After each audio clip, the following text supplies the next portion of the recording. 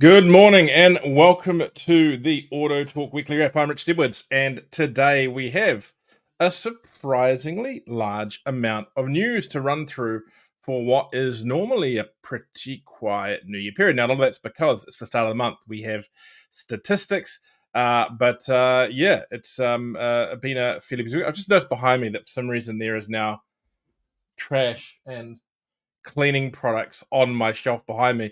We had a heap of people staying in our house over New Year's, and it seems that they were staying in here too, and they've left stuff there. Anyway, totally beside the point.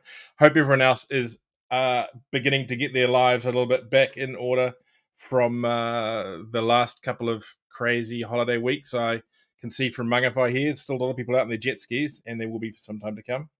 I'm at the point of the year where I've got to quit the day drinking. You know, you get into those couple of weeks over summer, you're feeling a bit thirsty at 1 in the afternoon, you reach into the fridge and whatever you grab out just happens to have a little bit of alcohol in it. It's time to leave that behind, get back to the coffees, and get back to work. David Crawford, do any day drinking this summer? Well, I was just wondering, what's this work thing? I have, and it's been pretty hot here at times, and I've been doing quite a few home projects. I realigned a fence that was off the boundary onto the boundary. I've dug in a fairly strong new fence line, a post for a clothesline, and now I'm painting the fascia and barge boards on the sleep out that's been built. So all of that's quite hot work. Mm-hmm. Yes, your building project I've seen is developing. Is this kind of like your proper start of like the first full year of retirement? I'm guessing. Yes, it is. Yeah.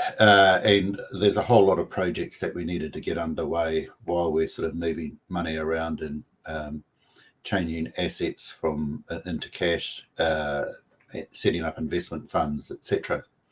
So it's been busy. And the news, I've been looking at the news as well, taking the time to sort of soak up what's happening. It's been some pretty interesting things happening. Yeah. Sadly, though, I might have to defer my trip to the USA, Richard. The aligning of selling the house that I used for my office and building the sleep out and doing other things, not quite lining up anymore. The sleep out project's about a month behind, so got a few decisions to make. So it's no rest for the wicked, as they say. Well, Graham, who's somewhere out there, will have to deal with America alone, I guess, for himself this year. Well, I don't know if it's really the best year to go to America, maybe considering I think there's some contentious elections coming up, and who knows, we might see the whole insurrection thing popping up again if Mr. Trump doesn't get his way, or there's talk now he's going to leave America. So yeah, and we think our politics is fun. Anyway, it's a Graham. I think he is going to join us, but I'm guessing someone's just walked into the yard wanting to buy aquas, so he's had to run up and do that. But that's okay. We can start on the thing that I think David is kind of your specialty, and it's also mine, and that is market statistics. So we have some results for the start of the year, well, the end of last year, and the whole year overall. And if we run through this, the end of the clean car discount has generated some wild movement in the new vehicle market registrations across the board. According to provisional NZ Transport Agency statistics, new passenger vehicle sales for the month at 8,559, up 8.08% from the same month last year, marked the highest result for the month since 1976. For the year, there were the 110,673 passenger vehicle total is down 5% or 5,767 vehicles. It's still the third highest annual total on record. In commercial, the month was devastating. Well, devastatingly bad, but not entirely unexpected, with 1,204 units delivered, the lowest since the small recession and housing slump of 2011. And they were down 63.8% year on year. For the total year, 38,582 commercials registered, the lowest total since 2014, a 20.5% decline from last year. Though the commercial market's expected to bounce back massively over the next couple of months. Doesn't mean that December result doesn't hurt. High volume commercial dealers likely experienced poor cash flow in recent months despite taking forward orders. It's hard to charge for a car you haven't delivered, particularly if it's on finance, as so much is. The vehicle make statistics are interesting reading as well, with hybrid and EV savvy brands making the most of the closing of the clean car discount. Twitter led with 1,749 vehicles, up 46.1%, and it retook passenger car leadership for the year from Mitsubishi, who kind of snuck it in there in 2022. MG took second in the market, which was impressive. That was mostly based on deliveries of the MG4 hatchback, and then Mitsubishi took third on 710, Ford in fourth with 653, mostly Escapes. While electric-only BYD was fifth on 651 units. The model charts, again, interesting. The MG4 was the top passenger car and overall vehicle for the month.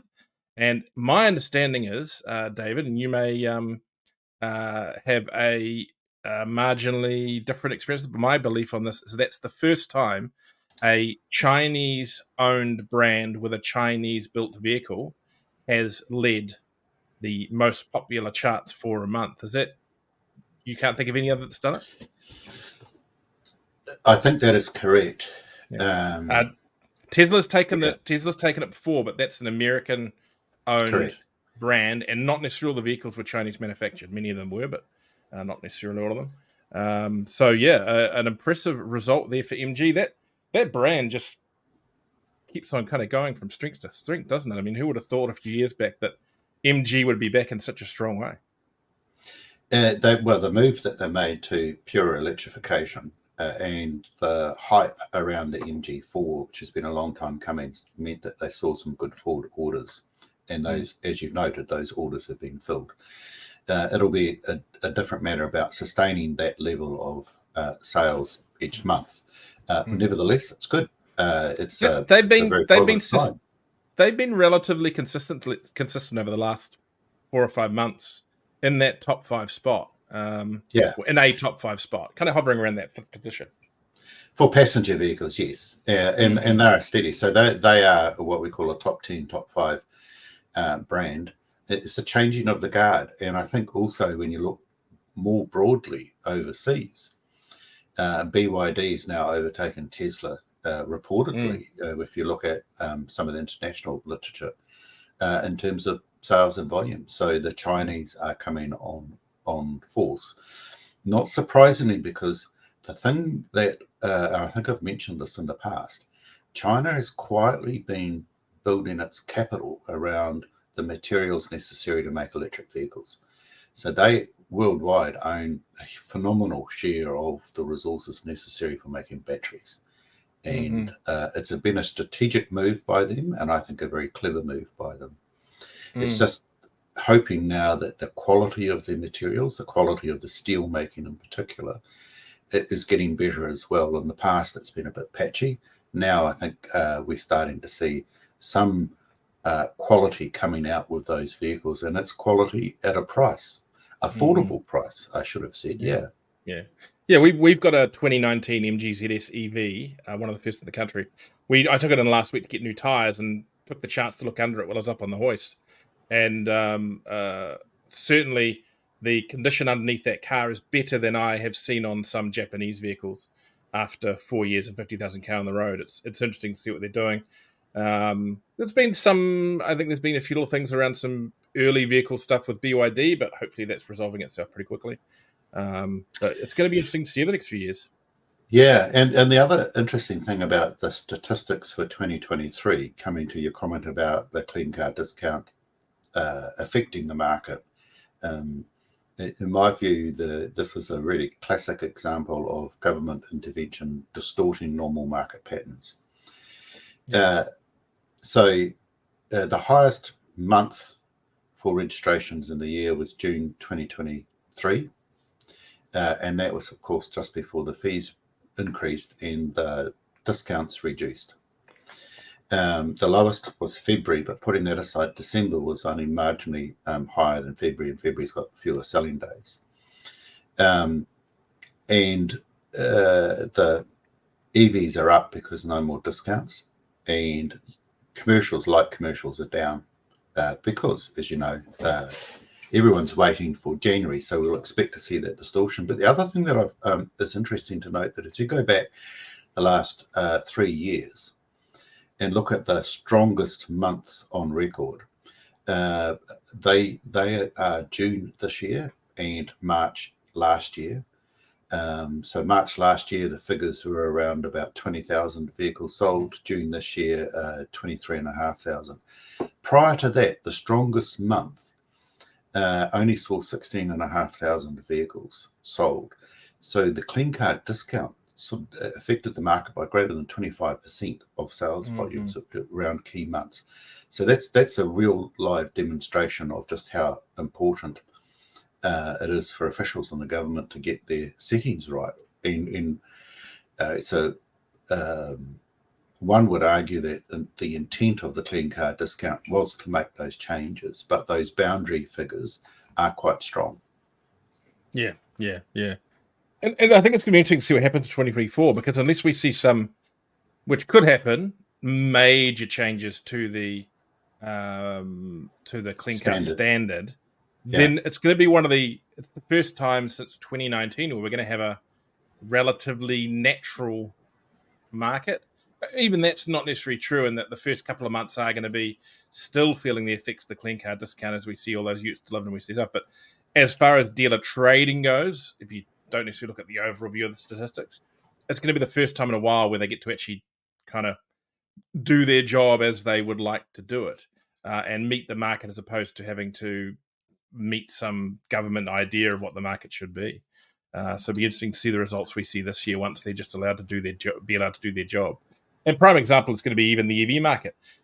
We'll be able to see EV brands now, or brands selling EVs, actually spec and price their cars as they believe the market will accept them, rather than trying to meet some kind of box to fit in, which, as we know, has been pretty rough on a few brands that have been on that cusp. You know, some of the European guys who were trying to squeeze vehicles in that may not necessarily have been right, and may not necessarily have been, priced right as well.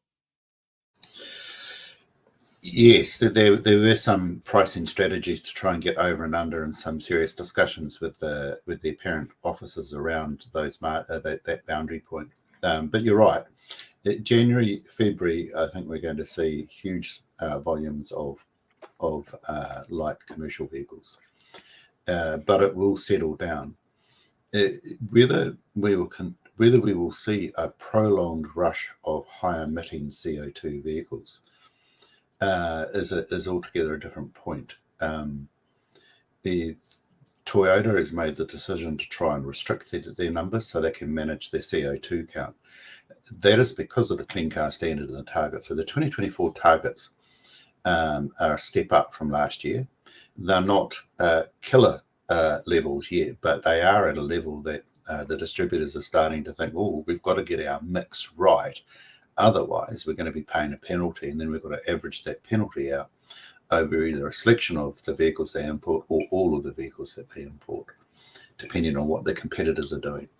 So there will be some calculations ongoing, but they will be much less visible to the customer because it'll be in their pricing strategies. So there's still going to be some level of, how would I say it, some level of pricing alterations. I was going to say distortions, but it'll be pricing alterations, but they won't be so marked around that 80k over and under. It'll be more based on what's the mix of vehicles, what's our overall CO2 that is levels on an average basis, and does that lead to us paying a penalty? If so, how much? Therefore, what have we got to recover by adjusting the price of the vehicles that they import?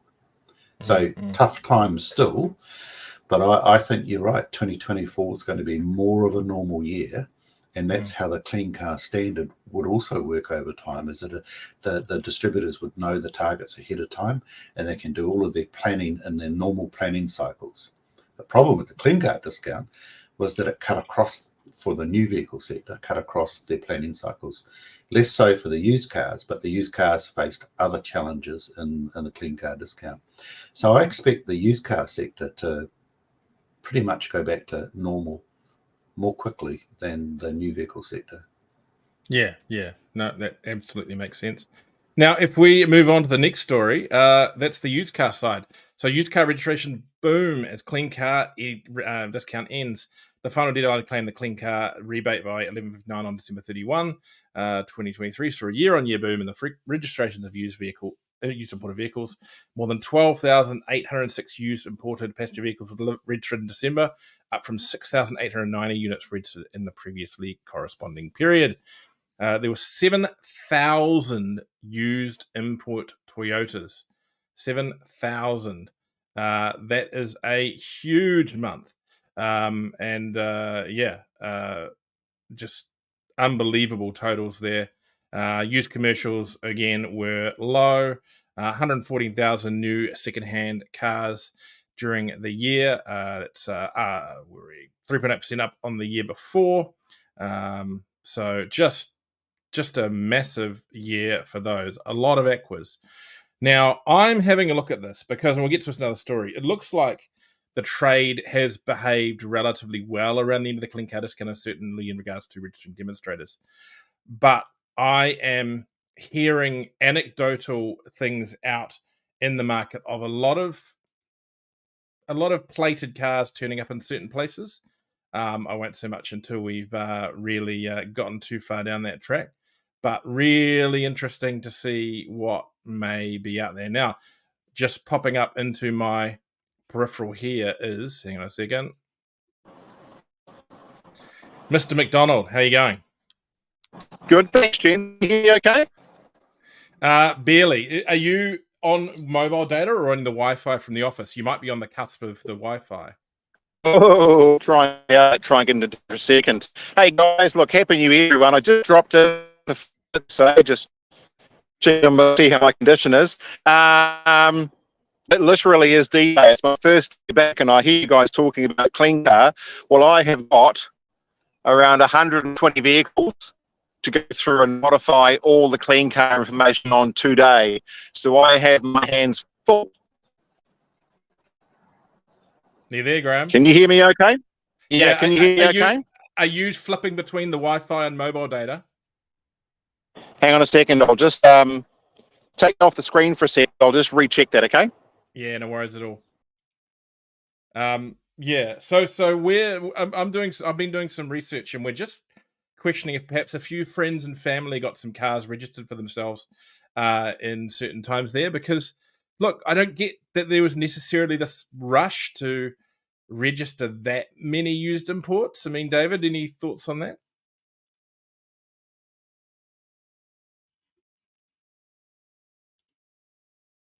You're muted, David. You muted yourself. I did. Sorry, I'm unmuted now. I expect a small percentage of the sector to try and work the margins of what's acceptable or not. Tends to always happen. I haven't heard much about that, but I do pick up on Graham's point. The biggest challenge, I think, for NAT right now is changing the labels and changing the information and ensuring that the sales yards are compliant. Yeah. Have you heard of much pre-registration out there in used import land, Graham? Yeah, and actually, unfortunately, guys, I've got to go. I've got a customer to go and see for a second. It's just me here by myself. So I'll come back to you in 5, okay? Yeah, no worries at all. There you go, live from the yard from Graham McDonald. All right, let's move on to an X-ray, because we might touch on what we were talking about just there when he gets back. And that is really what we're kind of talking about now, and that's that the clean car discount is officially gone. National put out a press release pretty much as soon as things were gone. The website did get turned off at 11:59 p.m. on New Year's Eve. They've got a lovely "It's Over" message up there if you go there now. And yeah, they wanted to dance around in the fact that this thing is over. Now that, of course, isn't all the clean car gone. We've got the rebate, which we've touched on, but for that to disappear now, it's kind of draws a bit of a line under it, I hope. my post-mortem of the clean car discount, the clean car discount to me was a good scheme with good intentions that was poorly run.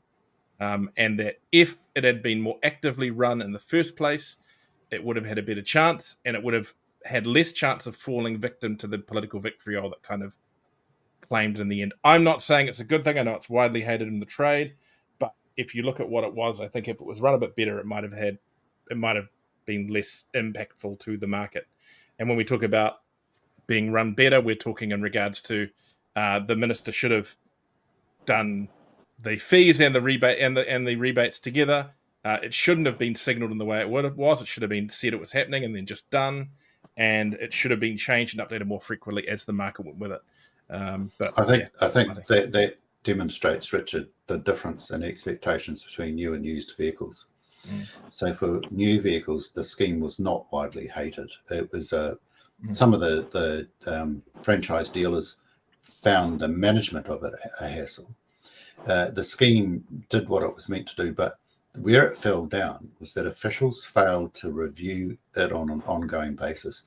They should have been reviewing revenue and expenditure on a bi-monthly process. The reviews should have been more frequent, and the signaling of the changes should have been better managed than what it was. But for the new vehicle sector, because some of the distributors, they have to import and pay for their vehicles 8 months ahead of when they arrive. And so that becomes a very difficult proposition for them if suddenly overnight it changes. It's quite a different dynamic for the used vehicle sector, which Graham can probably comment on better than me. Yeah. Graham, just before we go back to what I was asking you about before, have you heard of much pre-plating last month in the used import sector? Yes. Yeah, I have. Yeah. There's no denying it. And I won't give away too many details there for fear of implicating dealers locally. But I mean, I know one local dealer we heard of ordered an extra batch of 100 plates prior to the new year to cover off some of their stock. They're obviously a bit like us here. We're very hybrid heavy, but they are donkey deep. And I believe that was on top of another 50 plates that ordered as well. Now, that's anecdotal to an extent. And you know, don't hate me for getting those sort of details slightly wrong. But we went to go and plate a car at one of the local VTNZ stations just before that we'd sold before the new year. And the guy said to the staff member, he said, "Oh, where's all your MO2A?" He said, "What do you mean?" He said, "Oh, just everyone's plating everything." He said, where's all your stock? You know, everyone's plating everything on the yard. Where's all your cars?" It's like, well, I'm only here to plate one. So look, I think you'll find the numbers reflect that anything at all that was hybrid, there wasn't much. I want to say there's not much. There's a bit of EV stock floating around, and obviously with a $3,500 rebate, that'd be a very, very big carrot indeed for a lot of dealers to take advantage of. But when it comes to hybrid, so I'm looking at an Aqua here right now, for example, the rebate on an average Aqua was around, say, $1,100. But if you had a yard of 100 Aquas sitting there, and you could plate them all with friends and family prior to the 31st, do the numbers, guys. Trading in November was rubbish. Trading in December was rubbish. Trading in January looks like it's going to be not a lot better than rubbish. There's a pretty big incentive to take that carrot that's being offered. Are you suggesting there wasn't a natural market for 7,000 Toyotas in December? I'm very strongly suggesting there was not a natural market of 7,000 Toyotas that were plated in the month of December, Richard. I'm very strongly suggesting that. You know, just reflecting back on my days, which is a long time ago now as an official, some officials would worry about that behaviour. I recall my advice at the time to ministers when they were bringing in or removing interventions was that there always would be some adverse and some questionable behaviour, you know, the months leading up to the months immediately past a particular date for an intervention to be, you know, brought in or removed. In the overall scheme of things, my advice was that doesn't matter too much as long as it's not blatantly illegal. There's a little bit of gaming. But what ministers would be doing is taking the big picture. And for National, the big picture is it's gone. The discount's gone. It's over. It's been successful. I agree, Richard, poorly managed for a range of reasons. It was timely to either scale it back quickly or remove it instantly, which they chose the instant option. And now we move on to a market that's going to have different dynamics. Yeah. They feel a bit more normal. I'd go a step further than that, David, and say that there were two options. Well, there were three. The first one wasn't workable, and that was just to keep on kicking the can down the road. But from the minister's perspective, or government's perspective for that matter, if the scheme was gone, you had two options. One was announce it as they did, give it a fairly short window so consumers had an opportunity to take up that last minute purchasing. You could argue there was a couple of 3 weeks where you could make a good decision, or you had docked landing that you had no idea that wouldn't carry a rebate anymore, and accept it. Or on the other side, you could just come out and say, as of midnight tonight, there's no more clean car. Bad news for you. If your car's plated, we'll accept an application if the car has already been plated, but if it's not already plated, bad news, no more rebate. So what that would have done, it would have stopped instantly all the activity going on with plating cars that occurred in those last couple of weeks. You can't tell me that they didn't weigh up the two options and think, you know what, if we hold it out till then, there may be a couple of thousand vehicles extra plated. In the scheme of things, let's say that, I don't know, do the numbers on it. It's a fairly healthy amount of money, but it's not $150 million either. And that was perhaps the cost they assumed for the scheme being pushed out to the end of the month, as opposed to a knife through it at midnight. You can't tell me they didn't know what the consequence would be. No, they know what the consequences were, and I think again, the government and officials were juggling the different, fairly strong preferences between new versus used with the discount, because they're quite different drivers between the two sectors. So I think that relatively short window minimised it. They could have done that really brutal. Hi guys, it's the 31st of December. Guess what? Tonight it all stops. That would have been really, really brutal on the new vehicle sector. I don't think that the numbers were a lot bigger. I don't think that would have changed anything anyway. And that if you look at, the ute segment started to slow dramatically the second they committed to that. The second they hit that, they announced that December 31st date, you saw it immediately in the ute registrations. And the cost to the system in this is not in the payouts on used import aquas. The cost in the system is deferred ute deliveries. That is that costs the government more than all the EVs registered. It's the deferment in the ute fees, and that started a while ago. So whatever they did, it wasn't going to change that side of it. But the moment National won the election, people were in the new vehicle sector were already starting to change their behaviour. So it didn't really matter. When they announced the final date, the behaviour had already changed. But again, in the overall scheme of things, you've got to accept that there will be some quirky behaviour immediately before and immediately after. Now, one of the areas that there wasn't quirky behaviour was in the registration of demo vehicles or registrations officially done for dealers. Statistics indicate the motor vehicle trades have adhered to the rules regarding the termination of the clean car discount. The used car stuff we're still working on. It's really only anecdotal at this stage. But in regards to the Energy Transport Agency was looking at activities around demonstrator registrations. Provisional NZTA data for December shows that in terms of passenger vehicles, 400 new units were registered to vehicle dealers, with 147 used imports receiving the same treatment. Now that's actually lower than November, so no one necessarily went out, and as we did actually see a little bit of when we had the change in the fees, there weren't lots of people going out and demonstrator registering a whole pile of cars. So interesting to see those numbers come through. I figured they would be higher, but clearly in certain sectors of the market, a lot of people have a lot of friends and family. And then just a really interesting story that we might have.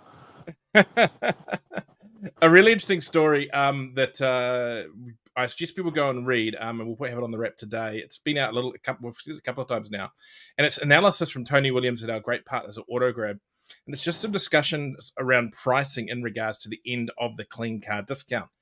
So they've had a look through at some pricing changes from the live vehicle data they use from previous stages, and they've just got some suggestions around how you can handle that now, because the question is, do you price up? Do you price down? What's the situation? How do you account for the fact that those subsidies aren't there anymore? Way above my pay grade. This is some deep thought here. but highly recommend people go and have a look at that. Now, you Well, I'll said a tell you what'll be 5-minute drop-in, interesting to Graham. see. I was going to say, what'll be interesting to see is, I mean, look, on the regular hybrid stock, I don't think it'll make any difference, really, because I still maintain the clean car scheme didn't have a significant effect on buyer behaviour when it came to hybrids, with the rebate about $1,000. On the EV market, the used EV market, what'll be really interesting to see over the next couple of weeks is what it does to the pricing of Leafs, both here but in Japan. So whether their price point in Japan comes down significantly enough. And I suspect it will, because don't forget, when the scheme was announced, within the space of a couple of hours, every single wholesale site in Japan had put its Leaf prices up by about $3,500, and any stock sitting on the websites magically disappeared and then reappeared about 24 hours later at a higher value. I wonder whether we'll see the same reverse effect happen, and whether we mightn't see a slight little reduction in hybrid value in Japan as well. As for the retail value here, it'll make no difference, but there is a question for dealers about what they're going to do on their used EV pricing. So, for example, a $13,000, $14,000 Gen 1 Leaf, 24 kilowatt, 30 kilowatt Leaf, whatever, or a 40 kilowatt Leaf. But let's say it's $13,000, $14,000 and the client got a rebate of $3,500. What does that do to its retail value today?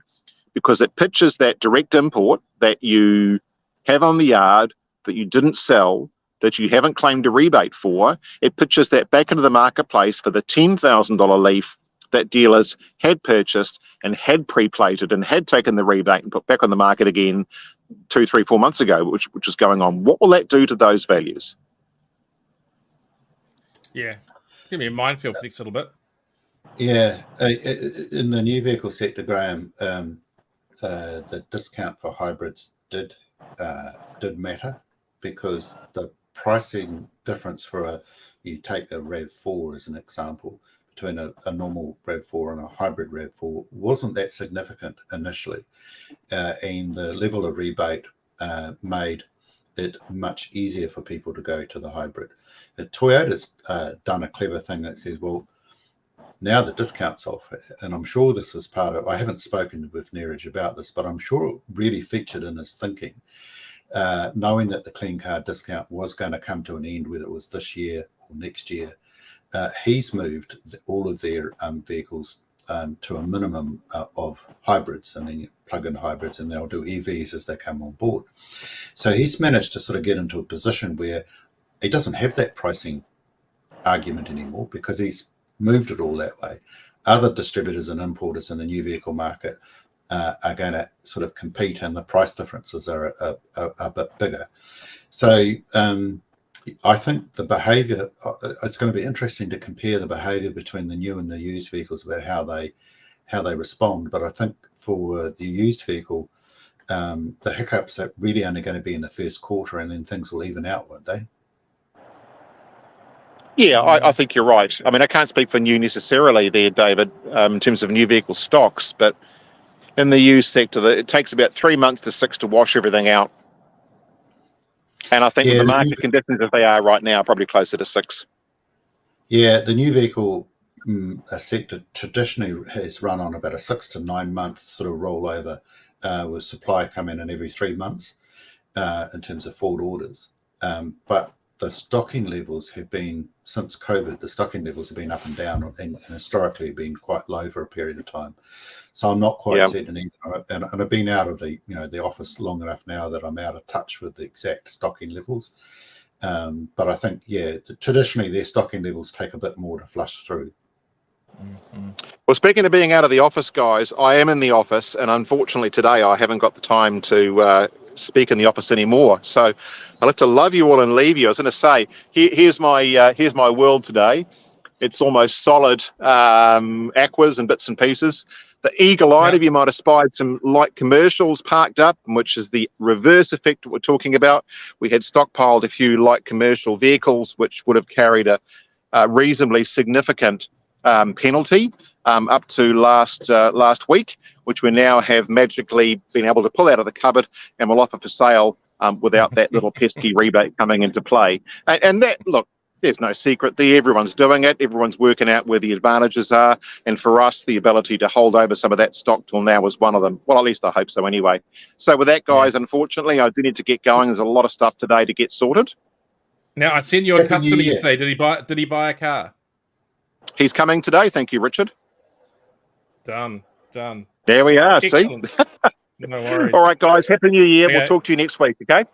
Yeah, All Happy good, New mate. Year. Catch you later. All right.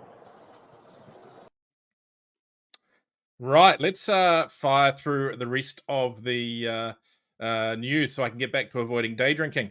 Now, as we mentioned, updated labels now required. You've got to go around and change your labels to these new ones again, because we had to do this again. Yeah. I wonder if at some point dealers will just start using those like wireless e-paper labels that the supermarkets use. That would be handy. What if you could do that? Yeah, I think with all of these changes that are coming and going, it needs to happen. I think one of the constraints, though, is that the ECA end, in terms of the official label, is set by regulation, and it's very prescriptive, and it takes them some time to change the label. But that's just begging to be automated, isn't it? I think the other issue, though, too, is a lot of the whole window card thing, and that the window card becomes the contract. But so much that's done digitally now, anyway. So,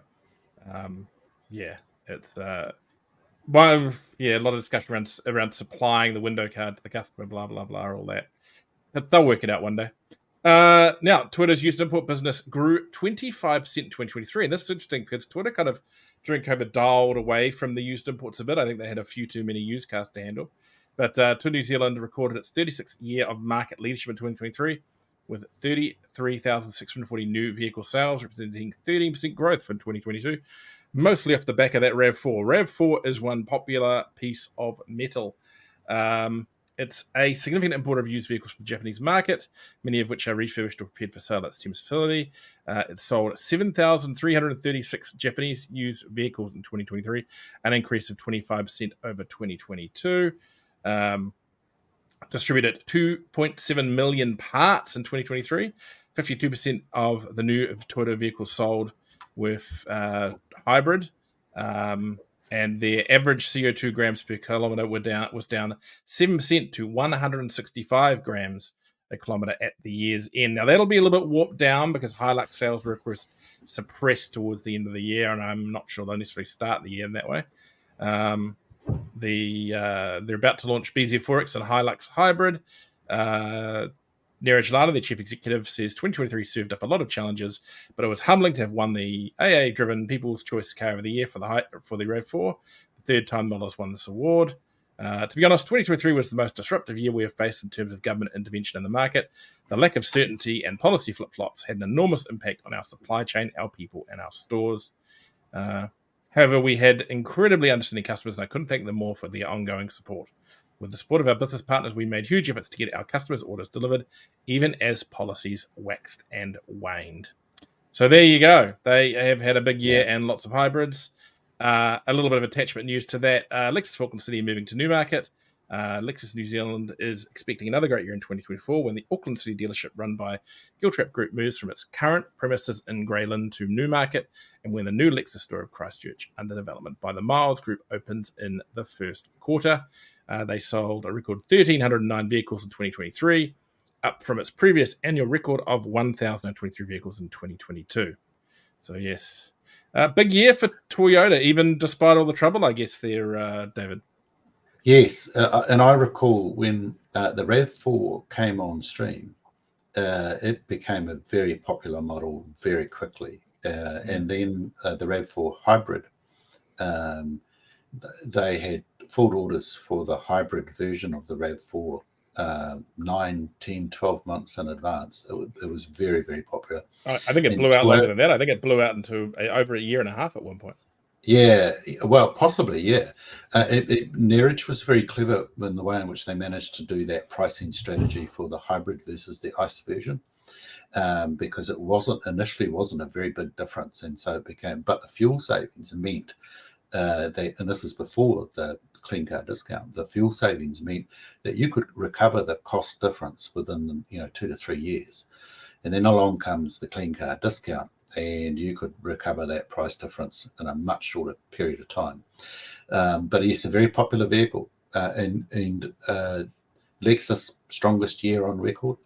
They're starting to be considered a bit more of a luxury vehicle of preference. And, they're now starting to compete with the likes of BMW and Audi and Mercedes in some of the sectors. So it's quite interesting. Yeah. Yeah. Interesting. We'll see how we go with that one. Of course, the luxury market itself's been a bit weird the last few years, and it can't work out whether Tesla's a luxury brand or not. I think now that it's all $30,000, $40,000, $60,000 Model 3s, it's not really. But my opinion, nothing against the cars. Well, I guess it depends on the models, but yes. But Toyota's positioning itself to really hit the clean car standard going forward, and I think that's what Neeraj is referring to in terms of the flip-flops with the discount. Very difficult to manage those in a short period of time, but he's been, I think, concentrating more on the clean car standard and what's going forward. So their Hilux sales will be strong in the first quarter in particular, but they'll want to manage that. And I think I don't know if you've got a story about Ford coming up, but I know Simon Rutherford will be slightly worried about the number of V6 utes that might be ordered. Not that he will be disappointed in the sales, but they've got to manage the CO2 obligations under the Clean Car Standard. So there'll be all sorts of jugglings around model mixes and pricing and trying to now manage that. But I think 2024 is going to be cleaner for them because they've only got one CO2 intervention tool to manage, not two that seem to cut across each other. So we have a Ford story coming up, but not necessarily the story that I think you're referring to.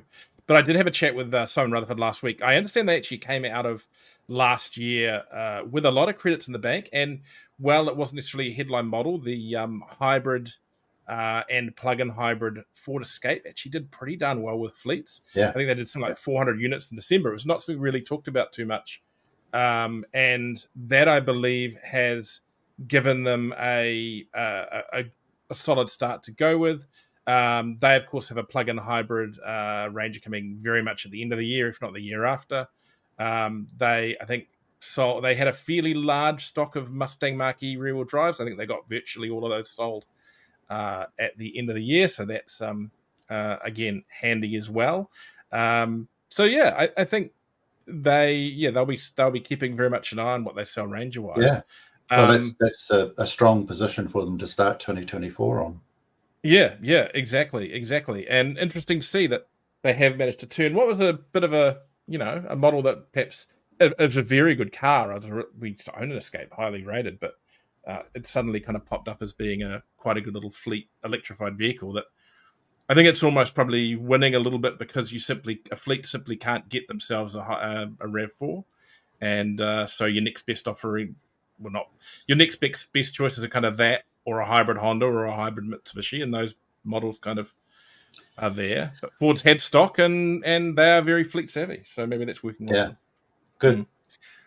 Now, we will get onto this Ford story, and pity Graham's not here because he would be grump at this, not for anything about it other than the choice of term. And that's Ford New Zealand says space and cost behind exit from, and I quote, no used import dealers are to attack me here, grey import parts supply. Ford New Zealand has cited limited space and the high cost of air freighting rare parts as reasons for its decision to stop supplying parts directly for what it refers to as, I'm quoting, please, grey import vehicles. The policy change was announced in a memo to dealers in July 2023, but it now seems to be circulating and being discussed within the import trade community. Among other items about the brand's parts operation, the memo says that Ford New Zealand will not supply parts requests for grey import vehicles. Dealers can source any grey import part directly from a dealer in North America, the United Kingdom, or source market as required. It's important to reinforce that our priority is to service customers whose vehicles were imported by Ford New Zealand. We understand the enforcement of this policy may create challenges in certain circumstances. However, on balance, please recognise that this will allow us to provide a more focused and better service for our core customer base. It will continue to supply parts that are available from Australia on a no right of return basis, with the dealer liable for air freight costs if they don't want to wait for sea freight. Ford vehicles no longer have a significant presence in the used import market, but a small number are still imported, mainly as enthusiast vehicles. Some mainstream models, like the Ford Transit, are imported from the United Kingdom, again, not in big volume. Simon Rutherford, Managing Director of Ford New Zealand, told AutoTalk this policy is part of changes necessitated by a shortage of warehouse space and is partially influenced by the Ford Australia office. Hence, I suspect why they're using that term. He says that dealers could be supplied with parts corresponding to local models, but in some cases, he says that dealers and customers might find it more efficient to source parts from specialist local and overseas providers. We are saying the dealer can do it. We won't facilitate it, Rutherford said. Space is the issue. We have a capacity issue. We have 10,000 square meters of warehouse space, and we need 17,000 and possibly more in the future. They're already utilizing extra space at Ford Australia, and they've taken up space in New Zealand with an outside contractor. He says the rapid growth of the Ford car park due to the popularity of Ranger has somewhat caught them by surprise in terms of parts need. So, interesting one. Yeah, so this term grey imports has always been one that I've struggled with personally. It's a favourite term from Australia to deal with anything that's not been, any vehicle that's imported into Australia that doesn't come through the official distributor channel, they consider to be a grey import. And in New Zealand, I think the term grey import was widely in use decades ago. But we tend to think of, well, I tended to think of back in the day, that used import being vehicles that were deliberately bought in as used, Japan, Singapore, UK, etc. Grey import, I reserved for new vehicles that hadn't sold overseas. They might have been in a dealer shop but never sold. So the dealer registers them so they can, let's say in the UK, so they can claim VAT, then deregister them and they come to a dealer in New Zealand. So effectively, this is a vehicle that's new. It hasn't been sold to a customer. It's only been sold from dealer to dealer. That is the technical term of a grey import, but that's not the term that Simon's using here. The term he's using is those speciality vehicles and other vehicles that come in place as storm damaged vehicles, written off vehicles, which he's put into a different category from used. But I can nevertheless, grey or used, the deciding not to stock them is an interesting move. But yes, with the strong sales of the Ford Rangers over the years, they've got to now carry a much larger part base for that because their car park is getting bigger and bigger. And that's one of the consequences of being a strong retailer in New Zealand year on year on year, is that your parts management becomes more challenging. Yeah, and their parts warehouse that they had, I think it was launched about 2011, 2012, the current one. It's not massive. I think there was a lot of smart tech that's supposed to be used there to make it bigger. I'm not sure if that ever really worked out. I've heard various things. But yeah, my concern with this is that, look, we're not talking about a company that's necessarily saying, oh, we're not going to, they don't have a huge used import car park in Japan coming. There's a little bit, but not much. My only concern with it really is a lot of the stuff that they're talking about, I suspect, we're talking about America and that kind of thing, is cars that they kind of embrace a lot as part of their brand. And, prior to them selling the Mustang here as a new vehicle, they still, I think, kind of, and they still do, interacted with that community, the F-150, all these things, they all have played a part, I think, in the community feel, the branding of Ford New Zealand in the past. And those guys are kind of being left out now. But there's just to give some people some idea of size. Twitter New Zealand's parts warehouse is 35,000 square meters. To give and Twitter's notoriously reliable. Not that I'm saying anything about Ford, but but there's also the flip side to this. If we look at all that community as well, it is so much cheaper for those guys to buy it from the US. And I guess that's the point with what Simon Rutherford is saying there.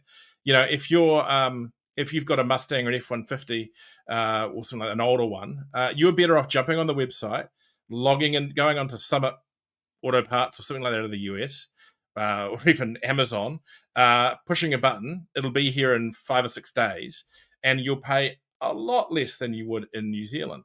And theoretically, the dealers can do that. I guess you're taking some risk, as opposed to basically having Ford kind of doing the same thing instead of sitting in the middle and charging extra for it. So it's logical, but it's also interesting. Yes, I think the Mustang owners would be looking sideways at this, but I think you're right. They can, even as an individual, you can go onto various websites and order parts. I know from the motorbike side of things, my first inclination with my motorbikes is to look at what I can get from overseas, particularly for bits that you clip onto the vehicle. When it comes to core engine parts, if there's a failure, I tend to go back to the New Zealand distributor. But there's a real mix. So if you own a classic Mustang, I think the Mustang clubs will now they'll probably think, oh, well, what can we do to work around this? They'll be a bit grumpy for a little while. But Ford has been a very strong supporter of the Mustang clubs in New Zealand and the annual Mustang get-together. Yeah. The only areas where I think this could hurt people is actually weirdly in that van space. In that we have a couple of areas where some of the Ford van product out of the UK and is brought in for specialty purposes that the Ford New Zealand just doesn't do. And I know, for an example, talking to someone recently, is mobility products. There's a lot of Ford van-based mobility product that comes out of the UK. Now, a lot of that will have similar parts in New Zealand, maybe, but not necessarily. So that may create a challenge for them. Similarly with the motorhome stock, though I understand Ford does work with a couple of the motorhome brands and actually warrant some of the vehicles and provide supply some of the vehicles. So there'll be things there that we'll see. But yeah, an interesting move from them. And I kind of feel like Ford New Zealand should have just changed the grey import term before they distributed it, especially considering the number of their dealers that have actually played a role in the used import market over the years. I thought it was an interesting choice. Yeah, the motorhome sector is a little bit different because the vehicles go from the manufacturer to the motorhome provider, and then to market. That's considered to be a parallel import, so that there are actually two official distributors of those vehicles, but the distributors for the motorhomes tend to be branded differently. They're branded as a motorhome rather than the base chassis and engine. But they have this relationship with the distributor. So I don't think Simon's necessarily talking about that. But he is talking about all of the other vehicles that come in that are imported other than via Ford New Zealand. And if there's a shortage of warehousing, this is a strategic decision that he's had to make. I think one of the biggest impact is going to be F-150. And interestingly, continuing the chat with him, they'd said last year they probably won't do F-150. But I think now the standard's gone. I believe he's reviewing it. He really wants the hybrid F-150, and he's basically waiting. The discount. Sorry, and he's waiting to see what the Australians get allocated hybrid wise. They don't have it yet, so potentially he could maybe pinch a few of those off them because that would be an interesting truck for New Zealand.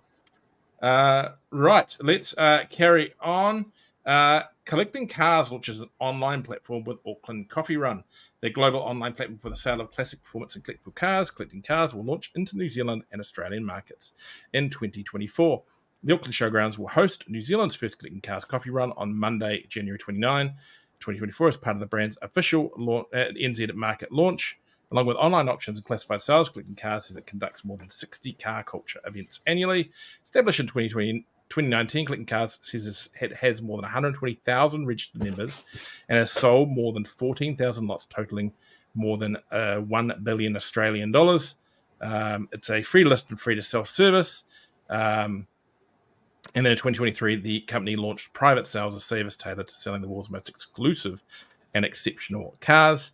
So it's interesting. These guys are kind of coming in and they're a global offering, taking on the likes of Webb's and a few of the other big international classic car sales options. Top Gear host Chris Harris, he's works with the Collecting Cars boss Ed Lovett on a podcast. He is coming down to New Zealand for that launch. So interesting to see those big guns here. Now, why come here? And there's so many other big markets out there. Well, we've got a lot of high-end and collectible cars in New Zealand, interestingly. we're right-hand drive, which means they can go to and from here in Japan and the UK, and actually a lot of New Zealand right-hand drive cars go up to the US as well. And I guess we're just a relatively low path of resistance market for them to work in down at the centre of the world. And there's big money in those cars. Well, you'll recall you picked up on a story 4 or 5 months ago. A company had done an assessment on the worth of the classic and collectible car industry in New Zealand, and it was extraordinarily strong. And I was surprised at how strong it was. So as a per head of population, New Zealand's a very strong market. I think the interesting thing for a company like the collectibles coming down to New Zealand is we're a size and a scale that they can easily get in and establish a platform, and if it doesn't work out, they can back out without having lost too much. But it gives them a foothold down here, and then they could probably launch over into Australia. And pretty much zero regulatory issues for them to deal with here as well. Yeah. No, it's a clever move. It'll be interesting to see how it goes. It's good to see a bit more competition in that sector as well. What if they'll have motorbikes for you, David? Yeah. I've got 2 in the garage, and she who must be obeyed is demanding that once my friend goes back to the Netherlands at the end of February, that second one has to go. Right. We mentioned this earlier. BYD BEV South leapfrog Teslas in Q4. China-based new energy vehicle manufacturer BYD has enjoyed year-on-year growth of 61.8% in 2023, selling more than 3 million units, of which 1.6 million were battery electric vehicles and 1.4 million were hybrid vehicles, mostly or plug-in hybrid vehicles for that matter. In the month of December 2023 alone, BYD has enjoyed year-on-year growth of 45%, selling 341,000 new energy vehicles globally. According to The Guardian, BYD overtook its US-based competitor Tesla in the last quarter of 2023, selling 526,000 BEVs against the latter's 484,000 BEVs. And this is bearing in mind that they aren't in the US yet. They aren't in one of the biggest vehicle markets in the world. So they are on a charge. There's talk this week that they are going to build a electric vehicle plant in Europe to expand production even further. They continue into new markets, and they one to watch here. I mean, we talk about MG with their EV stuff. MG's got 2 EV models already. BYD's already at 3 in the market, with multiple more to come this year, and plug-in hybrids coming in this year. So watch this space. It's a bit crazy what those brands are doing. Yeah, BYD is a very serious motor company, and they're going to be a big player in the New Zealand market. That's absolutely certain. Yes, especially middle of this year, they'll have their ute, and everything we're hearing, and we've touched on this before, a little bit bigger than a Ranger, plug-in hybrid, 1.5 litre petrol, 100k EV range, plug-in power for tools, all this kind of stuff. That's going to be seriously popular, I suspect. Last story for the day, and it's an update from what we did last week. Eagers update from cyber attack. Eagers Automotive has informed the Australian Securities Exchange that because some financial transactions could not be completed on December 27, 2023, when it was subject to a cyber attack, some revenue will now be reported will not be reported until the 2024 fiscal period. The listed Australian Automotive Retail Group, they own a pile of dealers in New Zealand as well, told the ASX that the most of its dealerships in Australia and New Zealand remained open and were trading on the day of the cyber attack, and its effect was varied across the business. But the disruption impacted the company's ability to finalise transactions for some new vehicle deliveries and some aspects of its service and parts operation. According to Eagers, a third party accessed its IT system and retrieved data from its service. And the shareholder statement, Eagers says, is notifying a small number of individuals identified who may face serious risks of data misuse. You got a feel for them there. Terrible time of year for that to happen. Hopefully the damage is not too difficult not too bad from that. Not very pleasant things to happen. There's one of the distributors had a data breach and a hacking issue as well. So there's been a bit of it going around. That was Nissan New Zealand. Yeah, and it's really disruptive. Yeah, I discovered the Nissan one because we needed to replace a tail light on the Skyline, and they usually have a pretty good used parts section, but they just said no, we can't do anything. We just don't know where anything is. So it was really disruptive, and I think that caused them significant issues. I don't even know if they're recovered from it yet, but cyber security is going to be increasingly important, and that's one of the challenges. We were talking about the window label going electronic. The more things that go electronic, the greater the need is going to be to have stronger security systems around them. So yeah, it's a indication of the future challenges in a digital world. Yeah, no, exactly. Awesome, right? Well, that is us for today. We've picked over an hour. Thank you very much for doing the heavy lifting there, David, with the others off doing their own thing. Much planned for the weekend. It's a happy new year to everyone. Yeah, there's a little bit going on.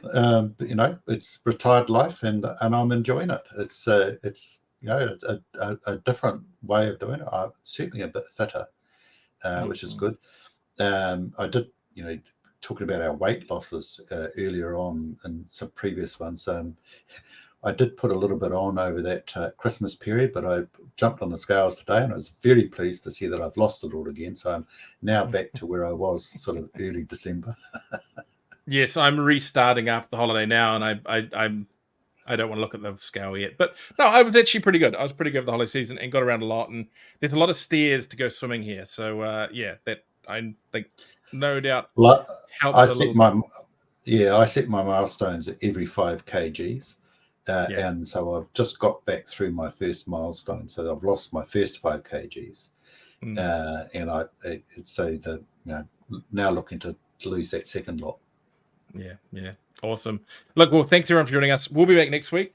I think Graham and I will have a story out because we're early next week going to take the BYD seal we've got on test and do 1,000-kilometer test in it. We're doing a few of those just to test what EVs can do. You've got to be on top of these things. Which means for us, literally driving from a cafe in Manukau in the old Ford plant down to the square in Palmerston North, turning around and coming back again. So that'll be interesting to see. And yeah, otherwise, we'll catch everyone next week on the AutoTalk Weekly Wrap.